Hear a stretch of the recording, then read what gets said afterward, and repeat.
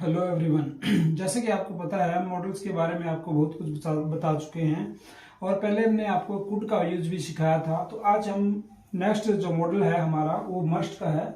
Must के बारे में सीखेंगे, मस्ट को किस प्रकार से यूज कर सकते हैं किसी भी सेंटेंस के अंदर। तो मस्ट को जो हिंदी में अगर हम यूज करें तो इसको हम चाहिए मीनिंग के लिए यूज कर सकते हैं। इस तरह का मीनिंग इसका कई बार आता है।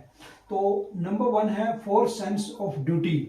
तो मस्ट का यूज हम कहां करते हैं? सेंस ऑफ ड्यूटी यानी कर्तव्य की भावना के लिए। जैसे we must serve our country, हमें अपने देश की सेवा करनी चाहिए। यानी इस तरह का जो ड्यूटी है, इस तरह का जो कर्तव्य है जो लगभग हमारे लिए अप्रोप्रिएट है, उचित है और कंपल्सरी भी है, उस स्थिति में हम मस्ट का प्रयोग करते हैं। We must serve our country, ये हमारी ड्यूटी है।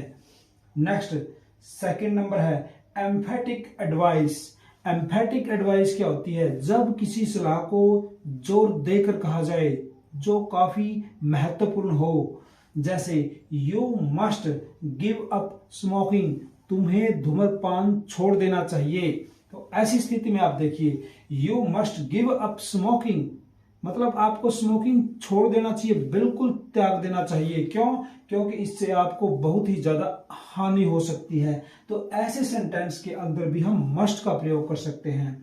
थर्ड हमारा यूज है ए परमानेंट रूल्स। कोई भी परमानेंट रूल्स है, प्रोहिबिशन है, प्रतिबंध है, वहां पे भी प्राय मस्ट का ही प्रयोग किया जाता है। जैसे we must follow the traffic rules, हमें अवश्य ही जो ट्रैफिक के नियम है उनका पालन करना चाहिए। नेक्स्ट हमारा जो फोर्थ है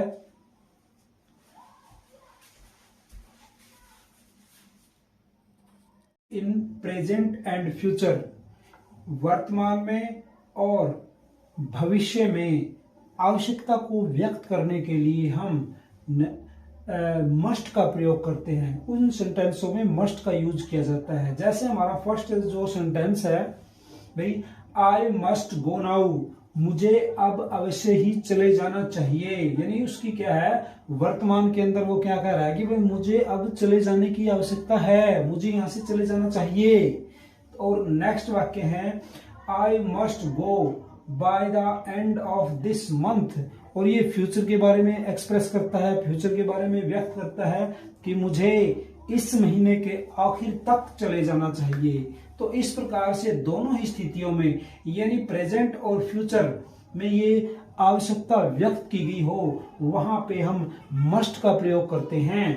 नेक्स्ट और लास्ट है फिफ्थ स्ट्रॉन्ग पॉसिबिलिटी। अगर कोई पॉसिबिलिटी स्ट्रॉन्ग हो, बहुत ही अधिक मजबूत संभावना हो, वहां पे हम किसका प्रयोग करते? मजबूत संभावना के लिए, मजबूत जो कोई संभावना हो तो वहां पे हम मस्ट का प्रयोग करते हैं। तो इस प्रकार से हमने आपको मस्ट के जो 5 यूज है वो सिखाए और ये 5 ही यूज पर्याप्त हैं। आप इन 5 को अच्छी तरह से याद कीजिए, लर्न कीजिए, पढ़ के देखिए और पेपर के लिए तैयार कीजिए।